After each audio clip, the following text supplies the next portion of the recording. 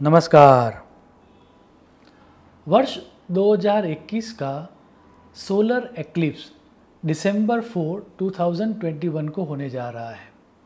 इस सूर्य ग्रहण की पूरे विश्व पर एवं हमारे सभी 12 राशियों पर क्या इफ़ेक्ट होगी उसके बारे में आज का यह वीडियो है। सर्वप्रथम तो याद ये रहे कि प्रत्येक वर्ष कम से कम 2 सूर्य ग्रहण तो होते ही हैं और दूसरा सूर्य ग्रहण के 15 दिन पहले और 15 दिन बाद लूनर एक्लिप्स होता ही है। दैट मीन्स सूर्य ग्रहण कभी अकेला नहीं होता। सूर्य ग्रहण के 15 दिन पहले या 15 दिन बाद लूनर एक्लिप्स होता ही है। सो इस दफ़े देव दिवाली को लूनर एक्लिप्स हुआ और अब अमावस्या को यह सोलर एक्लिप्स हो रहा है, तो 15 दिनों में 2 ग्रहण बहुत बड़ी आपत्ति दर्शा रहे हैं, ऐसा कुछ भी नहीं है। सूर्य ग्रहण से पहले या बाद में लूनर एक्लिप्स होता ही है और इसीलिए शास्त्रों में यह दर्शाया गया है कि solar eclipse is indicative and lunar eclipse is consequences. अब सूर्य ग्रहण का स्टार्टिंग पॉइंट कुछ होता है, फिर कुछ घंटों तक सोलर एक्लिप्स रहता है और बाद में सोलर एक्लिप्स का एंड होता है। तो सूर्य ग्रहण की कुंडली कब बनानी चाहिए उसके बारे में भी विद्वानों में मतभेद रहता है और उसके लिए संहिता ग्रंथों में एवं सिद्धांत ग्रंथों में एक स्पष्ट सिद्धांत दिया गया है। यहाँ पर मैं ब्रह्म स्फुट सिद्धांत में से सूत्र दे रहा हूँ जो ये कहता है कि सूर्य ग्रहण की अगर कुंडली निकालनी हो तो हमें अमावस्या जिस समय पर होती है उसी समय को लेकर सूर्य ग्रहण की कुंडली बनानी चाहिए। आप सूत्र देखें, स्फुट तिथ्य वसाने तु मध्यम ग्रहणम आदिशेत। अगर इस सिद्धांत के आधार पर सूर्य ग्रहण की कुंडली हम बनाए तो सूर्य ग्रहण की यह कुंडली बनती है। कुंभ लग्न की इस कुंडली में गुरु लग्न में है, सूर्य और चंद्र दोनों ज्येष्ठा नक्षत्र में 18 डिग्री पर है और जिसके द्वारा यह ग्रहण हो रहा है वह केतु अनुराधा नक्षत्र में 6 डिग्री पर है। जिस तरह के ग्रह योग ग्रहण के समय हो रहे हैं उससे ग्रहण क्या परिणाम देगा उसके लिए वराह मिहिर जी ने बृहत संहिता में यह श्लोक दिया है। अभिघात मंत्र वेताल बंध वध भेद संबंधाहा। महर्षि पराशर जी ने तो इसमें भी आगे जाकर पूरे का पूरा लिस्ट दिया हुआ है कि जब ग्रह इस तरह के हो, सूर्य और चंद्र ज्येष्ठा नक्षत्र में हो, केतु के द्वारा ग्रहण होता हो, तब क्या होता है उसके लिए पाराशर संहिता में यह पूरा लिस्ट दिया हुआ है। नरेंद्राधिघात युद्ध कलह कूट साहसोपधान भेद वंचन विवाद चौर्यानुत शपथ चतुष्पद दमन भटनी योगात। अगर दोनों श्लोक को हम डिकोड करें तो ये समझ में आता है कि राजा, प्राइम मिनिस्टर या प्रेसिडेंट के ऊपर या फिर रूलिंग पार्टीज के किसी नेता के ऊपर अटैक होने की संभावना है। याद रहे यहाँ पर जो फल कथन दिया जा रहा है वह पूरे विश्व के लिए दिया गया है। फिर आगे जाके ये कहा गया है कि किसी बड़े नेता की रहस्यमय मृत्यु होने के कारण देश के अंदर सिविल वॉर जैसी परिस्थितियों का निर्माण हो सकता है।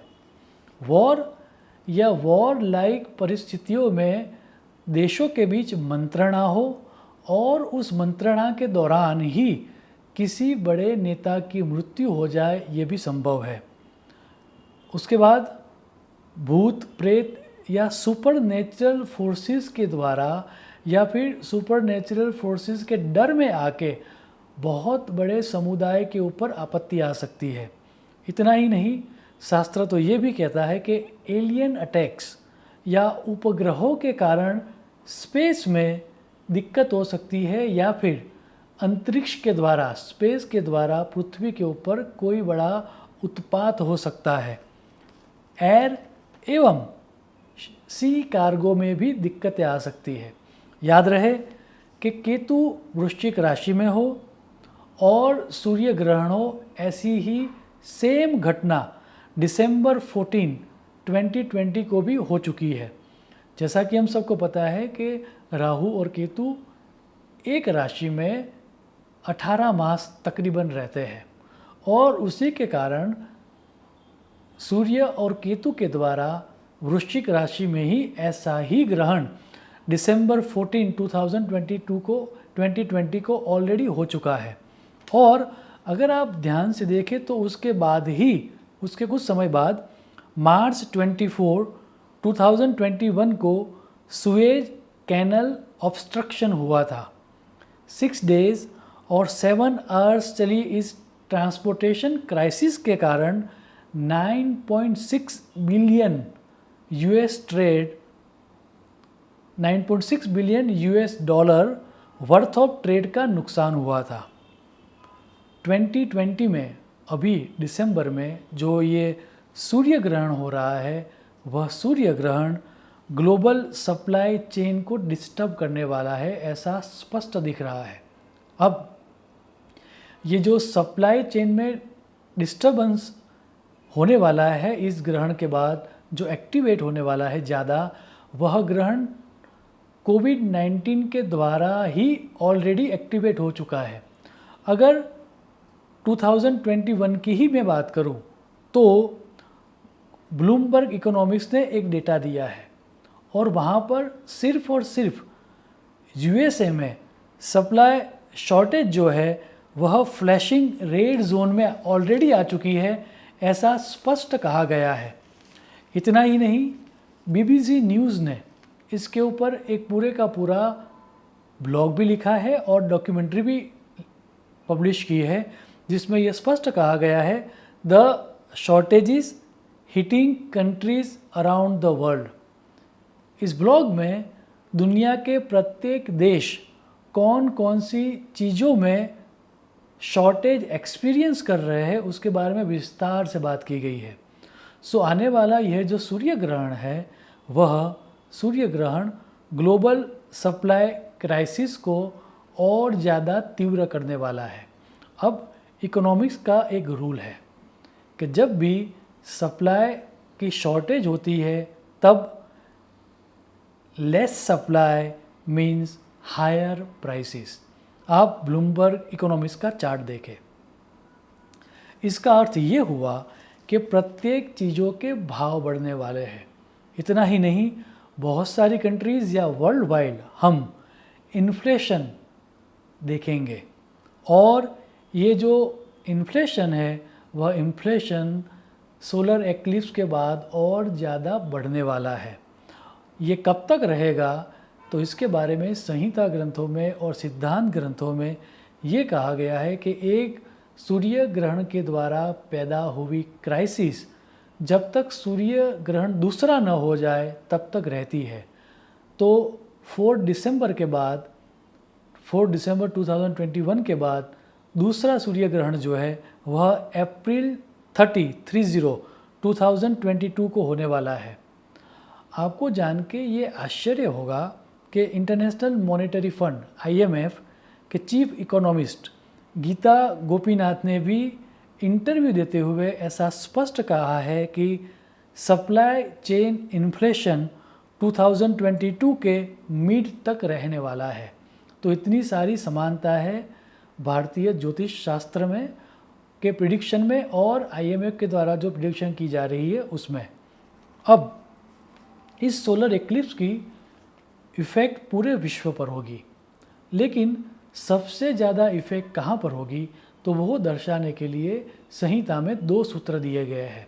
पहला सूत्र ये कहता है कि जहाँ पर सूर्य ग्रहण दिखाई देता है वहाँ पर 75 to 100% इफ़ेक्ट होती है और जहाँ पर सूर्य ग्रहण नहीं दिखाई देता वहाँ पर 25 to 50% इफ़ेक्ट होती है। अगर हम इस सोलर एक्लिप्स का पाथ देखें तो एंटार्क्टिका, साउथ अफ्रीका एवं साउथ अटलांटिक में इसकी महत्तम नेगेटिव इफ़ेक्ट होगी, ऐसा स्पष्ट दिख रहा है। दूसरे सिद्धांत के आधार पर शास्त्रों में ये कहा गया है कि सूर्य ग्रहण जिस नक्षत्र में होता है उस नक्षत्र के आधार पर कूर्म चक्र का निर्माण किया जाता है, और वह कूर्म चक्र के आधार पर हमारे विस्तार में, हमारे शहर में, हमारे देश में या फिर पूरे विश्व में कौन सी डायरेक्शन में या कौन से प्रदेश में सबसे ज़्यादा नेगेटिव इफ़ेक्ट मिलेगी सूर्य ग्रहण की, वह देखा जाता है। और उसके लिए हमें ये याद रखना पड़ेगा कि इस दफ़े का जो सूर्य ग्रहण है वह ज्येष्ठा नक्षत्र में हो रहा है, और उसके लिए गर्ग संहिता में यह सूत्र दिया गया है, ज्येष्ठाद्यः पश्चिमा मासाम। दैट मीन्स देश दुनिया के पश्चिम वेस्ट डायरेक्शन में दिक्कतें आएगी। इसका अर्थ ये हुआ कि अगर हम भारत देश की बात करें तो भारत देश के पश्चिम तटीय प्रदेश में अर्थात गुजरात में, गोवा में, महाराष्ट्र में ज़्यादा दिक्कतें आने की संभावना है। अगर हम पूरे विश्व की बात करें तो western countries that means USA, south America, Canada, UK या यूरोप के ऊपर इसकी सबसे ज़्यादा नेगेटिव इफ़ेक्ट होने वाली है। इसके अलावा अगर हम वास्तु के सिद्धांत से बात करें तो वास्तु के पश्चिम भाग में ज़्यादा वास्तु दोष का निर्माण होगा। इतना ही नहीं, हमारे सिटी के, आप जो भी सिटी में रहते हो उसके वेस्टर्न रीजन में एक तरह का डिस्टर्बेंस रहेगा। आखिर में हमारी 12 राशियों के ऊपर ग्रहण की क्या इफ़ेक्ट होगी वो समझने के लिए शास्त्रों में पंच महाभूत का सिद्धांत समझाया गया है, और उसके आधार पर अगर मैं बात करूं तो जल तत्व की राशि दैट मीन्स कर्क, वृश्चिक और मीन राशि को 75 to 100% नेगेटिव रिजल्ट मिलेगा। पृथ्वी तत्व की राशि दैट मीन्स वृषभ, कन्या और मकर राशि को 50 to 75% नेगेटिव रिजल्ट मिलेगा। अग्नि तत्व की राशि मेष, सिंह और धन राशि को 25 to 50% नेगेटिव रिजल्ट मिलेगा। और आखिर में वायु तत्व की राशि दैट मीन्स मिथुन, तुला और कुंभ राशि को 0 to 25% नेगेटिव रिजल्ट मिलेगा। अब ग्रहण की नेगेटिविटी को कैसे कम किया जाए उसके लिए मैंने कुछ समय पूर्व एक वीडियो पब्लिश किया था, how to reduce bad effect of eclipse. मेरा मानना है कि अगर आप उस वीडियो को देखोगे और समझोगे तो ग्रहण के द्वारा पैदा हुए नेगेटिविटी को आप बहुत मात्रा में कम कर पाओगे। मेरी वाणी को मैं विराम दूँ उससे पूर्व एक बात और स्पष्ट करना चाहूँगा, और वो ये है कि एक्लिप्स का पर्पस यही होता है कि जिन जिन चीज़ों को हम इग्नोर करते हैं या टेक इट फॉर ग्रांटेड लेते हैं, उन सब चीज़ों को एक्लिप्स हमारी अवेयरनेस पर लाता है, वह सरफेस में लाता है, हमारी अवेयरनेस में लाता है, ताकि हम उन इग्नोर एरियाज़ के ऊपर काम कर सके। अगर हम अटेंटिव रहे, अवेयर रहे एवं हमारे लाइफ पर्पस के साथ सिंक में रहे तो ग्रहण भी अपलिफ्टमेंट का कारण हो सकता है। आने वाला यह सूर्य ग्रहण ऐसी ही अवेयरनेस हम सबको प्रदान करे, ताकि हम हमारे जीवन में जिन जिन चीज़ों को इग्नोर कर रहे हैं, जिन जिन चीज़ों को टेक इट फॉर ग्रांटेड ले रहे हैं, उन सब के ऊपर काम कर सके, ताकि हमारा जीवन और समृद्ध हो। ऐसी प्रभु चरण को प्रार्थना करके मैं मेरी वाणी को विराम दूंगा। शुभम भवतु। प्रणाम।